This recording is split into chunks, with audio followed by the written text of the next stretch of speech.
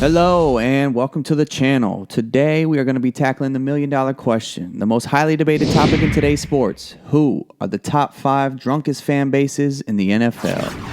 Now there's good teams, there's bad teams, there's legacies, there's traditions. But what really makes a team worth fighting for? What really makes a 5-month battle with your internal organs, pushing the limits of consciousness, bearing extreme elements, and incoherently heckling the other team worth so much to us as fans? Why do we do it to ourselves? Well, the answer is quite simple.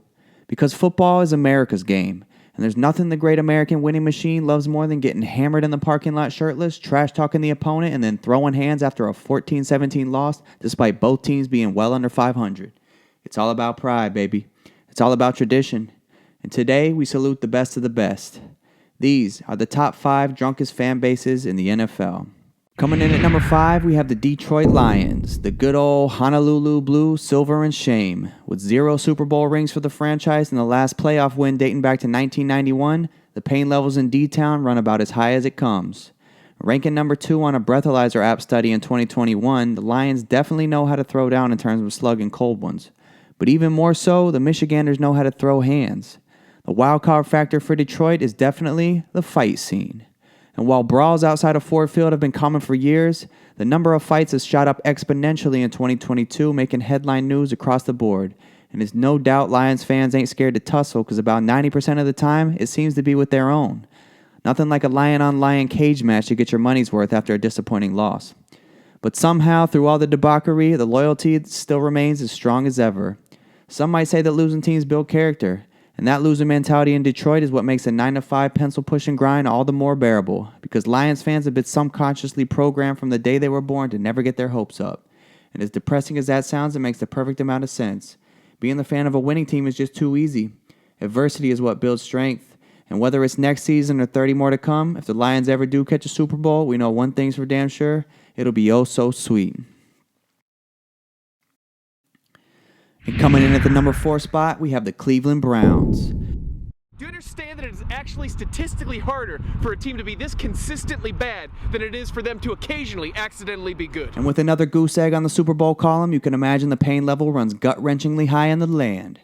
However, they did manage to get a playoff win in 2020 with Baker Mayfield under center, so it's safe to say for Browns fans that it could always be worse. And the breathalyzer app rated Browns fans number 4 on the BAC tracker, but that's not why they're number 4 on our list. The wild card factor for Cleveland is without a doubt the dog pound. Arguably the pioneers of drunken football fandom, the dog pound started in 1985 and was basically the cheap seats in the East End Zone. These fans were an absolute menace to opposing teams, throwing dog bowls, bones, and even full beers at opposing players. The legends even used to sneak kegs into the stadium disguised as dog houses and pass out beers around the bleachers. It's no doubt that the dog pound has paved the way for generations to come. And while it may not be what it was in '85, the legacy still lives on as Browns fans pile into the Muni lot every Sunday at the crack of dawn at one of the rowdiest tailgates in the country. As a matter of fact, it's gotten so outrageous in recent years that the city of Cleveland has tried to keep fans from entering until 2 p.m. We all know one thing's for certain: you can't keep the beast caged up forever. And if you've ever witnessed firsthand, you know that the level of rowdiness in Cleveland is top tier.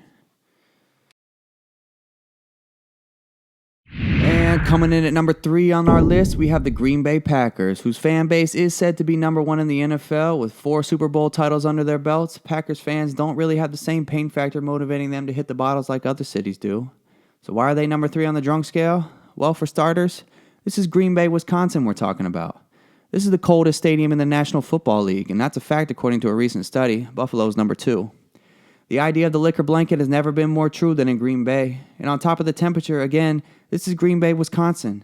119 miles from Milwaukee, population size next to nothing. Hell, they have neighborhoods in Houston, Texas that are bigger than Green Bay, Wisconsin. Basically, if you're not watching football in this town, you're not doing a whole lot else. And if you are watching, it's a 99% probability you just bonged your 7th and 8th Miller Lite simultaneously. Packers fans really know how to drink, and as a matter of fact, if this were a total consumption competition, the Packers may be number 1 on the list. To top it all off, Packers fans are so rowdy that Lambeau Field had to make a special section yellow just for sober fans because every other seat in the building is crushing tall boys like it's their God-given talent. R.I.P. to the livers in Green Bay, because my God, are they putting in work. And the runner-up for the drunkest fan base in the NFL, sitting in the number 2 spot, we have the Philadelphia Eagles. The city of brotherly love, a historically tough port city of ships, sailors, and hardworking grit, and GQ's most hated team in the NFL, the Eagles definitely know how to party. With one Super Bowl under their belts in 2017, with Nick Foles filling the Carson Wentz void, the Eagles got their first taste of the high life, and let me tell you, that thirst is still on the rise. Eagles sell the most beer of any team in the NFL, and we all know from social media that they know how to put it away. Eagles fans in general have a reputation of being a bit unruly at games. The boos, the chants, the snowball fights, the Santa Claus incident. And without a doubt, the wild card factor for Philadelphia has got to be the rowdiness. Philly fans have high expectations, and it's win or get pissed. And this ride-or-die mentality is what fuels the drunken passion for Eagles football. It's a love of the game and a love for the city. A love for being the bad guy and everything that comes with it. It's arguably worth mentioning that Philly could have been number one on this list, but for Philly fans, the saga never stops.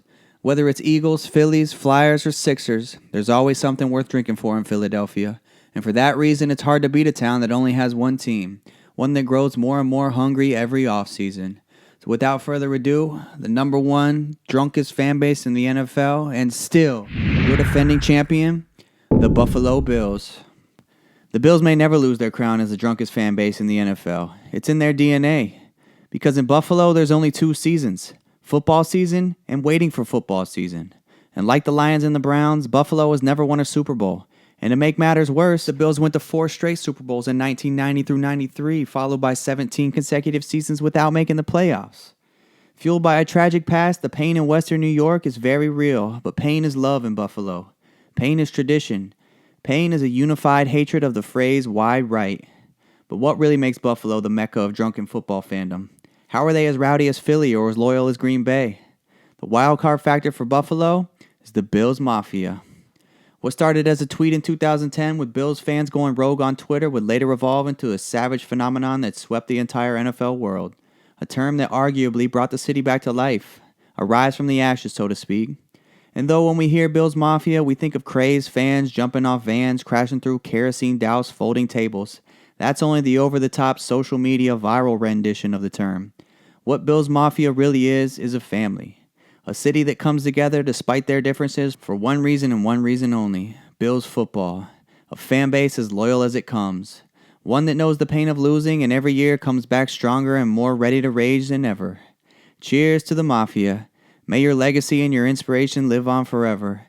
And may your pregame shenanigans hold true to the spotlight it so willingly deserves. To the Buffalo Bills, the drunkest fan base in the NFL, we salute you. Cheers.